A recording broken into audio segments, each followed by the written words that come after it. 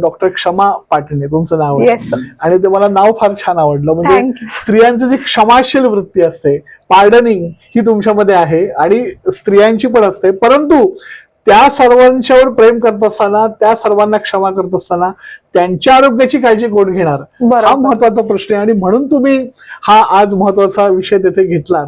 आणि मला वाटतं या माध्यमातून आपण एक लोकांना चांगला जागरूकता, संदेश दिला, awareness करत जागरूकता आहोत. केली आहे, हे Yes, महत्वाचं आहे.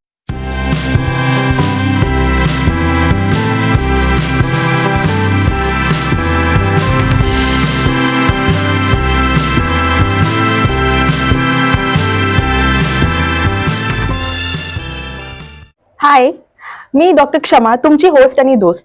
आणि आपल्या स्टुडिओमध्ये आज आलेले आहेत doctor Mandar Ranade. Hi sir. नमस्कार. नमस्कार hi. Sir. As you must be knowing की सरांचा खूप रिच एक्सपिरियन्स आहे. 20 वर्षापासून जास्त ते पुण्यामध्ये कार्यरत आहेत. सर तुमची स्पेशालिटी आम्हाला सांगाल प्लीज? माझी स्पेशालिटी गायनेकोलॉजी, ऑब्स्टेटिक्स, लॅप्रोस्कोपी ही आहे. सर्वप्रथम या ठिकाणी वुमन हेल्थ टॉक मध्ये आपण हा वुमन लाईफस्टाईल आणि त्याचे होणारे परिणाम, इफेक्ट्स, याच्यावर जो आपण हा पॉडकास्ट अरेंज केला आहे त्याबद्दल मी खूप एक्साइटेड आहे. कारण पॉडकास्ट ही एक खूप चांगली नवीन जनरेशनची कन्सेप्ट आहे आणि त्याच्यामुळे खूप चांगला लोकांपर्यंत आपण पोहोचू शकतो. आणि म्हणून हा जो उपक्रम आहे किंवा हा जो आजचा कार्यक्रम आहे त्याबद्दल मी अतिशय आभारी आहे, थँकफुल आहे. आणि गेले 20 वर्ष मी पुण्यामध्ये काम करतोय. गायनेकोलॉजी म्हणजे स्त्रियांचे रोग, ज्याला आपण स्त्रियांचे आरोग्य म्हणतो, त्याच्यामध्ये प्रिव्हेंटिव्ह पण असेल, क्युरेटिव्ह पण असेल. आणि ऑब्स्टेटिक, ज्याच्यामध्ये डिलिव्हरी, सीझर किंवा हा सगळा म्हणजे प्रेग्नन्सी रिलेटेड सगळा इश्यू येतो. आणि त्याच्यानंतर आधुनिक मध्ये लॅप्रोस्कोपी, ज्याच्यामध्ये मिनिमली इन्व्हेसिव्ह सर्जरी, कमीत कमी छोट्याशा कट मधून आपण मोठ्या सर्जरी करू शकतो, तो देखील प्रकार डेव्हलप केलेला आहे. आणि खूप चॅरिटी लेवल, म्हणजे आपण जे सोशल म्हणतो की ज्याच्यामध्ये आपण फ्री ऑफ चार्ज काम म्हणतो किंवा कोविडमध्ये असं काम म्हणतो, अशा प्रकारे काम मी थोडंसं केलेलं आहे. गायनॅक, ऑब्स्टेटिशियन आणि लॅप्रोस्कोपिक हा तुम्ही आधीपासूनच विचार केलेला जेव्हा MBBS घेतलं की I want to be in this field of women's health, I want to work in women's health related things? So ते आम्हाला थोडंसं तुमच्याकडून जाणून घ्यायचं. हा अतिशय चांगला प्रश्न आहे. मला कोणी विचारलं नव्हतं आजपर्यंत. माझी आई मिडवाईफ नर्स होती, त्याच्यामुळे कदाचित अभिमन्यूप्रमाणे ते संस्कार झाले असतील. आणि आपल्या आई वडिलांच्या प्रोफेशन बद्दल आपल्याला एक प्रकारचा आदर, रिस्पेक्ट असतो, तसा मलाही माझ्या आईबद्दल आहे. आणि त्याच्यामुळे त्या ह्याच्याबद्दल कुतूहल आणि त्याच्याबद्दलचं एक प्रेम होतं. आणि नंतरही या क्षेत्रात काम करावं असं वाटलं, कारण सर्वात जास्त व्हल्नरेबल जो सब्जेक्ट आहे, ज्याच्यामध्ये ज्या स्वतःच्या शरीराकडे दुर्लक्ष करतात, स्वतःच्या आरोग्याकडे दुर्लक्ष करतात, त्या अगदी स्वयंपाक करण्याच्या झाल्या कीच त्यांना कोणीतरी दवाखान्यात घेऊन जातं, अशा सेक्टरसाठी काम करणं मला अतिशय आवडलं. कारण त्यांच्यामध्ये काम करण्याचं चॅलेंज आहे, आव्हान आहे. आणि आपण नक्कीच स्त्रियांचं आरोग्य सुधारलं की पूर्ण समाजाचं आरोग्य सुधारू शकतो, या भावनेतून या पेशाकडे किंवा या प्रोफेशनकडे मी वळलो. की आजकाल आपली जीवनशैली बदलत चाललेली आहे. तुम्ही पाहता फार स्ट्रेस आहे. दोन्ही पेरेंट्स वर्क करतात, त्यात वुमन घरी पण काम करतात आणि बाहेरही काम करतात. तर या स्ट्रेस लेवल किंवा या वर्क कल्चर जो चेंज होत चाललेला आहे, त्याच्यामुळे वुमन्सच्या हेल्थवर काही परिणाम पडतो का? जसं स्ट्रेस रिलेटेड इन्फर्टिलिटी इश्यूज आहेत किंवा PCODs आहेत. तर असं खरंच आहे का हे की स्ट्रेसमुळे पडतो आहे का? हा आम्हाला जाणून घ्यायचं होतं.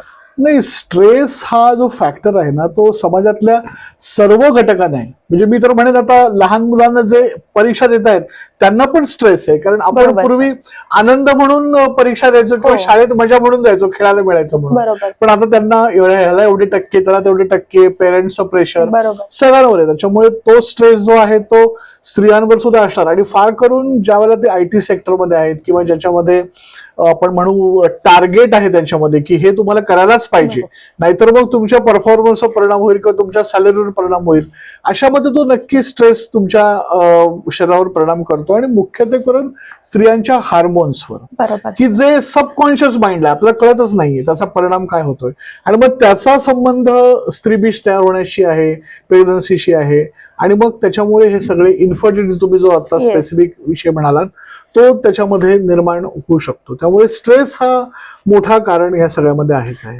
सो अशा स्त्रियांना तुम्ही काय सजेशन देऊ शकाल, बिकॉज त्यांचे लॉंग वर्किंग आवर्स असतात आणि आता लेट मॅरेजेस होतात, तर they also want to conceive, of course every woman wants to be a mother. So मग अशा लेडीजला तुम्ही काय सजेशन देऊ शकाल की काय केलं पाहिजे? नाही, हा तुम्ही खूप चांगला मुद्दा घेतलाय, कारण हा एका अख्ख्या लेक्चरचा विषय होऊ शकेल. ऍक्च्युली सर, कारण आयटी मध्ये जे पेशंट्स येतात त्यांना प्रायोरिटीज पहिल्यांदा कळत नाहीत, की आपल्याला आपलं वर्क कल्चर मधून आपल्याला लिडरशिप डेव्हलप करायची आहे का आपलं आई व्हायचंय. कारण Right. पेरेंट होणं हे कोणी सुप्त इच्छा असते, त्यासाठी आपण लग्न केलंय. बरोबर. परंतु ती डिवायडेड फॅमिली आहे, ते कुठेतरी झारखंडला राहत असतात, त्यांचं बरोबर. मूळ गाव तिथून पुण्यामध्ये येत असतात किंवा इथून दुसरीकडे जात असतात. हा ट्रान्झिशन त्यांची वाढलेली असते आणि मग त्याच्यानंतर वर्क प्रेशर आणि मग त्यांना कन्फ्युज माइंड मध्ये असतात की आपल्याला प्रेग्नन्सी ठेवायची आहे का आपल्याला कुठेतरी ऑफिसमध्ये प्रमोशन बरोबर. मिळवायचं आहे. त्याच्यामुळे त्यांनी त्याच्यामध्ये पहिल्यांदा चॉईस ठरवलं पाहिजे की बरोबर. आपल्याला जर प्रेग्नन्सी आणि चाइल्ड रिलेटेड काही गोष्टीचं प्रायोरिटी असेल तर काही दिवस ऑफिस बाजूला ठेवलं पाहिजे, ते शेवटी पुन्हा मिळणारच ओके, आहे. बरोबर. कारण जर समजा तुम्ही तो महत्वाचा वेळ याच्यामध्ये घालवला तर बरोबर. तुम्हाला नंतर प्रमोशन किती मिळू शकतील, परंतु जे हवं आहे ते त्याच्यामध्ये एज गेल्याने किंवा त्याच्यामध्ये आणखीन काहीतरी तुमच्या वर्कच्या स्ट्रेसमुळे तुमच्यावर काही परिणाम नाही तर त्यामुळे ते तुम्हाला ते मुख्य गोष्ट मिळणार नाही. हा, तुम्हाला जर पेरेंटहुड नको असेल, तुम्ही त्या सॅक्रिफाईस करणार असाल तर तुमचं ऑफिसचं कल्चर तुम्ही चालू ठेवा. बरोबर. हे तुम्हाला पहिल्यांदा चॉईस करणं अपेक्षित आहे. दोन्ही गोष्टी जमणं हे तारेवरची कसरत आहे. बरोबर. असं नाही की म्हणत आहे की मी जमणार नाही, जमवतात. म्हणजे खूप चांगले पेशंट, खूप चांगले जवळचे लोक दोन्ही गोष्टी चांगल्या जमवतात, परंतु तारेवरची कसरत आहे. त्यासाठी तुम्हाला फॅमिली सपोर्ट किंवा हजबंड सपोर्ट हा सगळा त्यासाठी आवश्यक आहे. त्याच्यामुळे हे आपल्याला करता येऊ शकेल, पण त्यामुळे हा चॉईस जो आहे ना तो अत्यंत महत्वाचा आहे. आता फॉर एक्झाम्पल, आता अगदीच थोडं विस्तारात सांगायचं झालं तर बरोबर. समजा आता ओव्ह्युलेशन डेट आपण म्हणतो, स्त्रीबीज ठरवण्याचा दिवस, बरोबर. ज्या दिवशी आपलं रिलेशन येणं आवश्यक आहे आणि त्याच दिवशी त्यांना कुठेतरी दिल्लीला जावं लागलंय. त्यातल्या एकाला. दोघांमधल्या कोणाला ती मीटिंग महत्वाची आहे किंवा याची काहीतरी अप्रेझलची स्ट्रेस आहे, त्याच्यात त्या स्ट्रेसमध्ये तो गुंतलाय, मग तो इकडे कॉन्सन्ट्रेट करू शकत नाही. हा एक फॅक्टर महत्वाचा आहे. म्हणून मी माझ्या या कपल्सचं नेहमी सांगत असतो की तुम्ही त्याच्याकडे एक आनंद किंवा मनोरंजन म्हणून बघा, ना की डॉक्टरनी सांगितलंय आज त्याच्यामुळे आपल्याला करायलाच पाहिजे. मेकॅनिकल प्रोसेस मेकॅनिकल प्रोसेस त्याच्यामध्ये नकोय. अशा प्रकारे केलं तर होऊ शकतं. त्यामुळे हा एंटायर एक मोठ्या पॉडकास्टचा विषय, एका 5 मिनिटात त्याचं उत्तर सांगणं अवघड आहे. परंतु चॉईस, मी म्हणेन तुम्ही ठरवा, प्रायोरिटी ठरवा. प्रायोरिटाईज केलं तर सगळ्या गोष्टीचं सोल्युशन नक्की मिळू शकतं. म्हणजे counselling is must. Counselling is must. Yes, बरोबर सर. आणि इन्फर्टिलिटी आजकाल खूप मोठा टॉपिक झालेला आहे. We see lot of not only IT पण बाकीचे लोकही जे येतात आणि they go under lot of this cycles. IVFच्या ज्या सायकल्स आहेत आपल्या, त्या बऱ्याचशा ते घेतात, 8-9 बऱ्याचशा आहेत. माझेही बरेच फ्रेंड्स आहेत. तसं अशा लोकांना तुम्ही काय सजेशन देऊ शकाल, बिकॉज ते मेंटली कुठेतरी हॅम्पर होतं आणि जी प्रोसेस पहिल्या 2-3 ह्याच्यात व्हायला पाहिजे मे बी त्याला जास्त वेळ जातो. तर अशा लोकांना काय तुम्ही सांगू शकाल? IVF म्हणजे जे टेस्ट टू बेबी ज्याला आपण कॉमनली म्हणतो किंवा असिस्टेड रिप्रोडक्टिव्ह टेक्निक्स म्हणतो, हे कोणत्याही प्रकारच्या वंध्यत्वाचं सोल्युशन नाही, ओके, ट्रीटमेंट नाहीये. म्हणजे तुम्हाला समजा इन्फर्टिलिटी मेल मध्ये काही फॅक्टर आहेत, फिमेल मध्ये काही फॅक्टर आहेत, तर ते IVF ने सॉल्व्ह होणार नाहीयेत. IVF is going to give you a remedy की बाबा ठीक आहे, तुम्हाला मुलबाळ नाही ना, हे एक मुलबाळ घ्या, परंतु that is not going to solve your problem. समजा एखाद्या स्त्रीला PCOD आहे म्हणून तिला होत नाहीये, स्पर्म काउंट कमी आहे म्हणून होत नाही, तर त्याचं सोल्युशन याच्यामध्ये होणार नाही. तुम्हाला एक मूल मिळणार आहे जेणेकरून तुमची स्ट्रेस लेवल कमी होईल. त्याच्यामुळे पाहायला गेलं तर IVF हा शेवटचा पर्याय असला पाहिजे, अगदी शेवटचा. बरोबर, अगदी बरोबर म्हटलं सर. मग त्याच्यासाठी किती वेळ द्यायला पाहिजे? म्हणजे तुम्ही म्हणाला की 2 महिने झाले की लगेच IVF साठी लोक जातात, तर काय काय टेस्ट आहेत किंवा किती वेळ असा त्या कपलला दिला पाहिजे? काउन्सिलिंग, मेडिकल गोष्टी आणि बऱ्याचशा बाकीच्या गोष्टी सुद्धा, असा किती काळ तुम्ही जर एक रफली आम्हाला सांगू शकाल? नाही, WHO ची डेफिनेशन आपण त्याच्यात जरी बघितली तर आपण एकदम थिओरिटिकली याचं उत्तर तुम्हाला व्हाव्यामध्ये तुम्हाला विचारतायत मला, तर मी त्याला उत्तर द्यायचं असेल तर 1 वर्ष त्यांनी अनप्रोटेक्टेड सेक्स केला असेल समजा, बरोबर, म्हणजे कोणत्याही प्रकारचं प्रोटेक्शन न वापरता 1 वर्ष रिलेशन आलेले आहेत आणि जर प्रेग्नन्सी राहत नाहीये तर त्याला आपण इन्फर्टिलिटी असं म्हणतो. आणि त्यांनी तपासण्या सुरू करणं, काहीतरी जुजबी डॉक्टरांकडे जाऊन सल्ला घेणं, काउन्सिलिंग करणं आवश्यक आहे.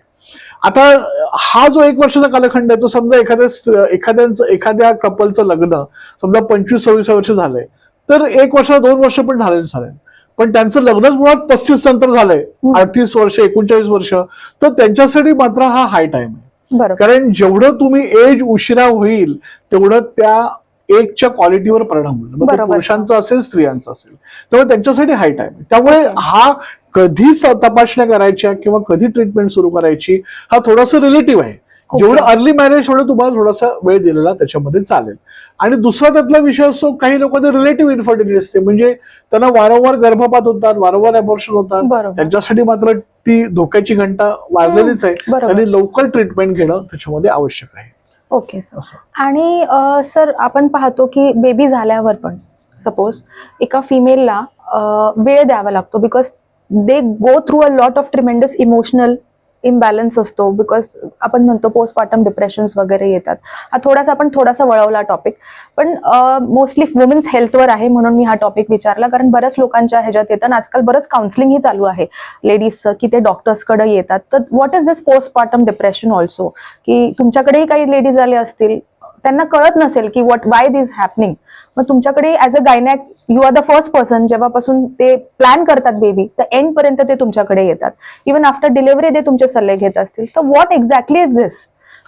प्रोजेस्टेरॉन नावाचा जो हार्मोन असतो त्याचं जर आपण डेफिनेशन बघितलं, प्रोजेस्टेरॉन, जेस्टेशन म्हणजे गर्भधारणा, प्रेग्नन्सी, त्याला त्याचं प्रोटेक्शन करणारा तो हार्मोन असतो.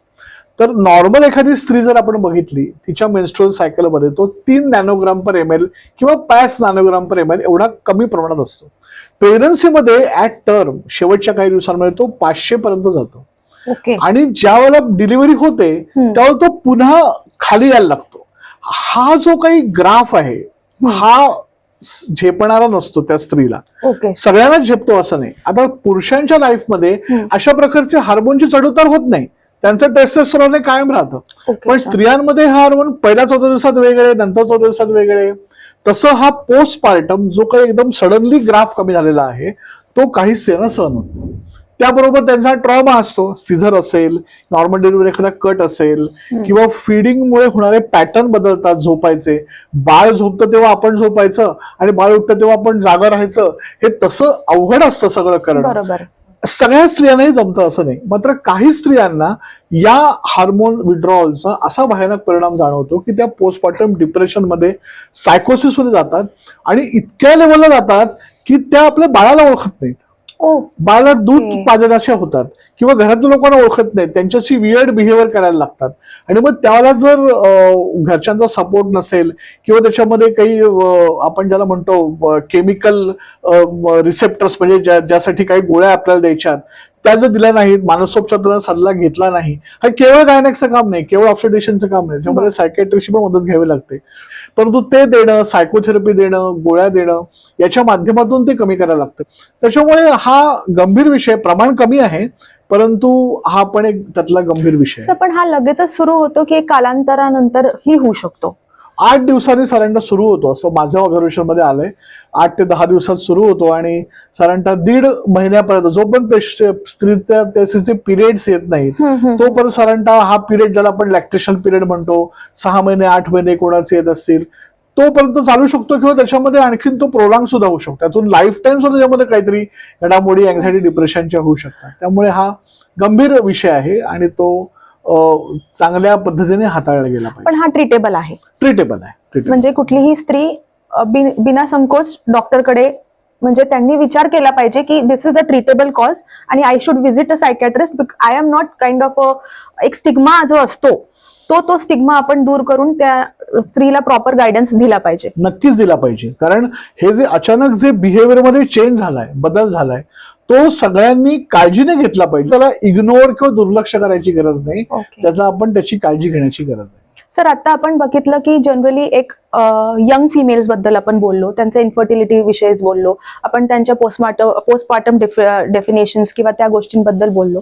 सर, ओव्हर द टाइम फिमेल्सला इश्यूज जनरली असतात, म्हणजे त्यांची जी सायकल आहे अप अँड डाऊन, जी प्रोजेस्टेरॉन एस्ट्रोजन वगैरे आपण बघतो, त्या सायकलनुसार ओव्हर द टाइम ही, म्हणजे जवळजवळ ज्या 45च्या पण पुढे जायला लागल्या, जसे ते मेनोपॉज जवळ, आजकाल आपण हेही पाहिलं की मेनोपॉज ही लवकर येतो फिमेल्समध्ये. सो त्या ड्युरेशन, म्हणजे काही काही फिमेल्स तुमच्याकडे येतेही असतील की आय एम जस्ट 40 आणि I have stopped my periods, किंवा मग अशा लोकांसाठी तुम्ही काय प्रिव्हेंटिव्ह गोष्टी किंवा अशा फिमेलसाठी काय तुम्ही सांगू शकता की मेनोपॉज का लवकर येतो? एक तर तुम्हाला ते त्यांना सांगायला लागेल. काही इंजेक्शन्स असतील, हार्मोनल इंजेक्शन्स किंवा काही अदर गोष्टी जे तुम्ही आम्हाला सांगू शकाल ह्याच्याबद्दल थोडं? नाही, एखाद्या पॉडकास्टच्या माध्यमातून इंजेक्शन किंवा टॅबलेट्सची नावं सांगणं हे चुकीचंच आहे. म्हणजे बरोबर. एथिकली पण चुकीचं बरोबर आहे आहे. आणि मी सांगितलेली एक गोळी सगळ्यांना लागू होऊ शकते. बरोबर आहे. त्याच्यामुळे या माध्यमातून मी सांगू शकतो की या संदर्भातले कोणत्याही जरी तक्रारी असतील तर तुम्ही तुमच्या तज्ञ गायनेकॉलॉजिस्टकडे जायला पाहिजे, ना की बरोबर. मेडिकल मधनं ट्रीटमेंट घेतली, कोणाच्या तरी सांगून ट्रीटमेंट घेतली. हा पहिला विषय झाला. दुसरा महत्वाचा विषय याच्यामधला असा आहे की तुम्ही म्हणता त्याप्रमाणे प्रत्येक स्त्रीने आणि त्यांच्या कुटुंबातल्या लोकांनी सुद्धा 40s किंवा 40s अराउंड मध्ये आपल्याला याची ट्रीटमेंट घ्यावी लागणार आहे. याचा आपल्याला एक प्रकारचं माहिती असणं आवश्यक आहे. आणि मग माझ्यामध्ये होणारे चेंजेस किंवा माझ्या कुटुंबातल्या या आईमध्ये किंवा बहिणीमध्ये किंवा पत्नीमध्ये होणारे जे काही चेंजेस आहेत ते आपण नोट करून त्याच्यावर सल्ला घेण्याची गरज अत्यंत बरोबर आवश्यक आहे. आहे. कारण त्याच्यामध्ये दोन प्रकारचे घटक आहेत. एक म्हणजे सायकोलॉजिकल लेवलला आणि दुसरं म्हणजे शारीरिक लेवलला. सायकोलॉजिकल लेवलला तुम्ही काउन्सिलिंग करू शकता, एक्सरसाइज, त्याच्यामध्ये तुमचे self help group sort of thing, बरोबर. या सगळ्यामध्ये तुम्ही त्यांना सायकोलॉजिकल मदत करू शकता. तसं खूप गोष्टी आपण त्यांना देऊ शकतो. परंतु जे शारीरिक लेवलला जे बदल घडणार आहेत त्याच्यासाठी मात्र तुम्हाला त्यांची काळजी घेणं आवश्यक आहे. मुख्यत्वे करून तुम्ही आता म्हणालात त्याप्रमाणे इस्ट्रोजन नावाचा जो हार्मोन आहे बरोबर. तो लाईफ टाईम मध्ये स्त्रियांच्या स्त्रीत्वाचं रक्षण करतो. म्हणजे समजा त्यांची ब्युटी असेल, त्यांचे चांगले हेअर असतील, स्किन असेल, त्यांच्या योनी मार्गातला ल्युब्रिकेशन असेल, त्यांच्याबद्दल शरीर संबंधांची इच्छा निर्माण होणं असेल, सेक्स ड्राईव्ह ज्याला आपण म्हणतो, हे सर्व तो इस्ट्रोजन हा मेंटेन करतो. Okay. आणि मेनोपॉज नंतर हा हार्मोन कमी व्हायला लागल्यावर स्त्रियांना या सगळ्या गोष्टींची उणीव जाणवायला लागते आणि मग आपला कुटुंबामध्ये रोल नाहीये का, आपण एकटेपणाची भावना अशी जाणवायला लागते.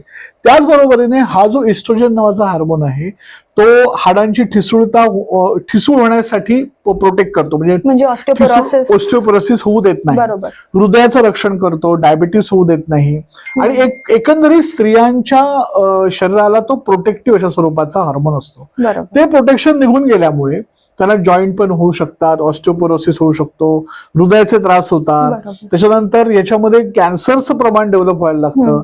हा सगळा जो इफेक्ट त्याचा फिजिकल इफेक्ट आहे तो मात्र त्याच्यामध्ये बघणं आवश्यक आहे आणि तो डॉक्टरांकडे येऊन तपासल्याशिवाय होऊ शकत नाही असं मला बरोबर. वाटतं.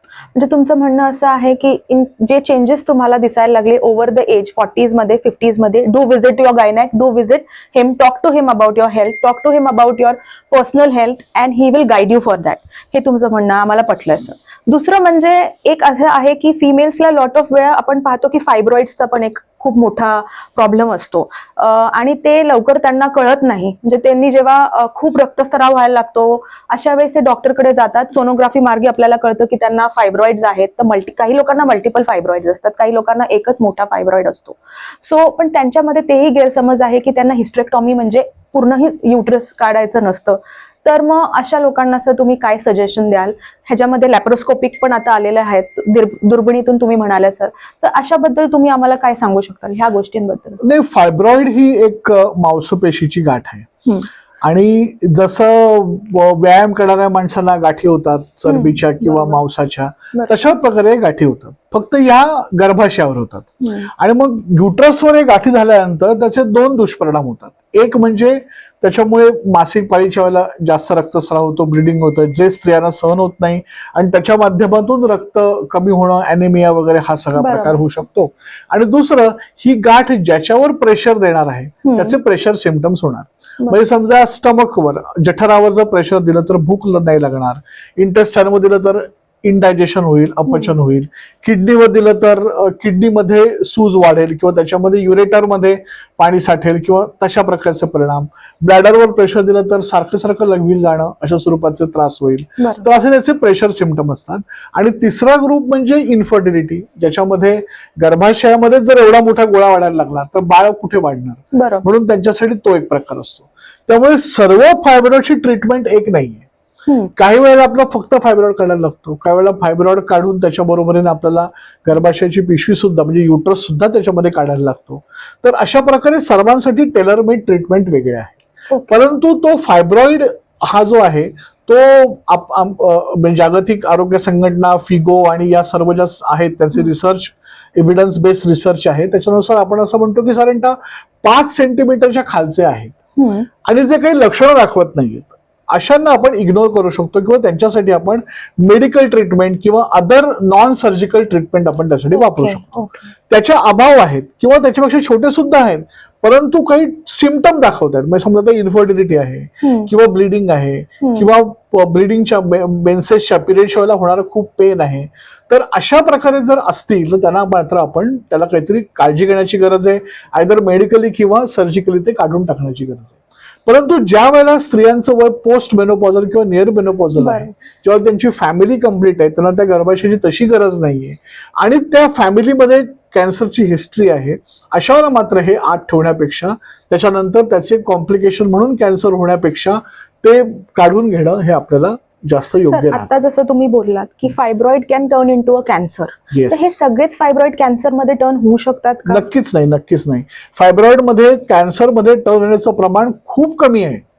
परंतु मग कोणता होईल आणि कोणता नाही हे काही आपण सांगू शकत नाही किंवा कुठलं पंचांग बघून किंवा भविष्य बघून सांगता येणार नाही की हा फायब्रॉइडचा कॅन्सर होईल. त्यामुळे आपण त्याच्यावर लक्ष ठेवलं पाहिजे. मी तर म्हणतो वाढदिवस साजरा जो करायचा स्त्रियांनी तो अशाच प्रकारे साजरा करायचा की त्याच्यामध्ये आपण आपल्या शरीरात तपासणी करून घ्यायच्या. वाढदिवसाविषयी केक कापण्यापेक्षा मी म्हणू आपल्या सर्व तपासण्या करून घ्या. एक्सरे, सोनोग्राफी, रक्ताच्या पट्ट्यावर पळून स्ट्रेस टेस्ट करा, हृदयाच्या तपासण्या करा आणि असा वाढदिवस साजरा करा जेणेकरून आपण आपल्या शरीराची काळजी घेऊ. किंवा इथं फॅमिलीला सुद्धा त्यांना सरप्राईज द्यायचा असेल तर त्यांच्यासाठी टेस्ट बुक करा, ना की त्यांच्यासाठी मोठा केक आणा. हा एक चांगला आयडिया आहे. इव्हन आपले जे फ्रेंड्स असतील जवळपासचे त्यांनी आपल्या फ्रेंड्ससाठी असे काही सरप्राईजेस प्लॅन केले पाहिजे जेणेकरून आपली फ्रेंडचा बर्थडे आहे, ती 45 झालेली आहे किंवा 40 झालेली आहे, तिच्यासाठी तुम्ही एक हेल्थ पॅकेज बुक करा. It is a nice surprise फ्रेंड्ससाठी सुद्धा. सर, तर तुम्ही खूप चांगला हा आयडिया दिलेला आहे आणि ऍक्च्युली आमच्या टीमला पण हा आयडिया खूप आवडलेला आहे. सर तर आता आपण पाहिले यंग लोकांमधल्या काही गोष्टी होत्या, इन्फर्टिलिटी इश्यू होते, पीसीओडीज होते आणि आपण तिथूनही पुढे गेलेलो आहोत आणि आपण पाहिलं मेनोपॉज, फायब्रॉइड्स ह्याच्याबद्दल. सर, तर मला अजून एक शंका अशी होती की हे जे फायब्रॉइड्स आहेत हे यंगर जनरेशन लाईक 30च्या आधीही होऊ शकतात का, 25-20 मध्येही होऊ शकतात का? कारण ऑफकोर्स त्यांनाही काही प्रॉब्लेम असणार. नक्की नक्की होऊ शकतात. आणि आपलं जर पुस्तकं आपण जर गायनेकची वाचली, त्याचं जर हिस्ट्री वाचली फायब्रॉइडची, तर अनेक स्त्रियांना ऑटोप्सीमध्ये फायब्रॉइड सापडले. म्हणजे त्यांच्या पोस्टमॉर्टम झाल्यानंतर मोठी मोठी फायब्रॉइड की त्या स्त्रियांना आयुष्यभर कधी त्या फायब्रॉइडचा काही त्रास झाला नाही. म्हणजे असं नाहीये की तो प्रत्येक फायब्रॉइड झाला की त्याचा काहीतरी त्रास होईल. परंतु आता कसं झालंय, आता सोनोग्राफी, MRI, टेक्नॉलॉजी, हा अशा ऍडव्हान्समेंट भरपूर झाल्यात. त्यामुळे छोटं सुद्धा जर एखादं काहीतरी गाठ असेल तर लगेच त्याच्यामध्ये टेकअप होते आणि अलीकडे अवेअरनेसही वाढले आणि त्याच्यामुळे हा सगळ्या गोष्टी वाढीच लागल्यात आणि म्हणून आपल्याला त्याच्यावर ट्रीटमेंट घ्यावी लागते. हेरिडिटरी पण असतं का? हेरिडिटरी पण त्याच्यामध्ये प्रकार असतो. ओके, म्हणजे आईला असेल तर मुलीला होऊ शकतो, होण्याची शक्यता जास्त असते त्याच्यामध्ये, इतरांपेक्षा जास्त असते असं. ओके. आणि फायब्रॉइड होण्यामध्ये सर्वात मोठं कारण आहे ते म्हणजे हार्मोन्सचा दुष्परिणाम. हार्मोन्स पिल्स जे आपण एक तसं तुम्ही आता माझ्याकडनं मेसेज घेतला, मेसेज, तसा तुम्ही celebrate your birthday with health package, तसं महत्वाचं म्हणजे पिरियड्स पुढे मागे करण्याच्या ज्या गोळ्या घेतात ते बंद करा. त्या ओसीपील मुळे हे फायब्रॉइड होऊ शकतात, हे लक्षात घ्या. पुढे मागे करण्याच्या गोळ्या आणि दुसरं आयपीएल. हा, मी तेच विचारलं की आयपीएल मुळे होऊ शकतं, कारण आजकाल खूप लोक घेतात younger generation because over the counter भेटतायत सर, आणि यंगर जनरेशन सुद्धा जाऊन there is unprotected sex, of course ते जातात आणि 3 दिवसाच्या आत 72 आवर्सच्या आत मला हे घ्यायचं आहे. सो त्यांना त्याचे साईड इफेक्ट लिहिलेले आहेत, पण तरी ते दुर्लक्ष करतात. तर ह्याच्यामुळे ही फायब्रॉइड्स होऊ शकतात. अगदी आपण लिमलेटच्या किंवा जेम्सच्या गोळ्या खातो तशा प्रकारे लोक करतात, ते पॉपअप आयपीएल करतात, ते चुकीच्या घेतात. एखाद दुसऱ्या वेळेला तुम्ही ते घेणं हे ओके, तुमचं अनप्रोटेक्टेड प्रेग्नन्सी तुम्ही त्याच्यामध्ये प्रोटेक्ट करताय म्हणून ठीक आहे. परंतु तुम्ही वारंवारच ते घेत असाल तर अशा गोष्टींचा परिणाम होऊ शकतो. इस्ट्रोजिन जो हार्मोन आहे तो जर जास्त प्रमाणात होत असेल त्याच्यामुळे फायब्रॉइड आणि एंडोमेट्रियल हायपरप्लाझिया ह्या सगळ्या गोष्टी होऊ शकतात. Okay. So thank you very much तुमचा वेळ दिल्याबद्दल आणि आम्हाला खूप चांगलं मार्गदर्शन दिल्याबद्दल. बिंग अ फिमेल मलाही बऱ्याच गोष्टी कळाल्या आहेत तुमच्याकडून. ऑफकोर्स आमच्या व्ह्युअरला तर खूप जास्त मार्गदर्शन तुमच्याकडून मिळालेलं असेल. तर थँक्यू सो मच सर इथे आल्याबद्दल आणि आम्हाला गाईड केल्याबद्दल. आणि पुढेही आपण भेटत राहू वेगवेगळ्या टॉपिक्सवर. मीही आभारी आहे तुमचा. डॉक्टर क्षमा पाटणे तुमचं नाव आहे. Yes sir. आणि ते मला नाव फार छान आवडलं. म्हणजे Thank you. स्त्रियांची जी क्षमाशील वृत्ती असते, पार्डनिंग, ही तुमच्यामध्ये आहे आणि स्त्रियांची पण असते. परंतु त्या सर्वांच्यावर प्रेम करत असताना, त्या सर्वांना क्षमा करत असताना त्यांच्या आरोग्याची काळजी कोण घेणार, हा बरोबर. महत्वाचा प्रश्न आहे. आणि म्हणून तुम्ही हा आज महत्वाचा विषय तिथे घेतला. आणि मला वाटतं या माध्यमातून आपण एक लोकांना चांगला जागरूकता, संदेश दिला, awareness करत जागरूकता आहोत. केली आहे. हे Yes. महत्वाचं आहे. Thank you Thank you very sir. much. Thank thank you you. Sir.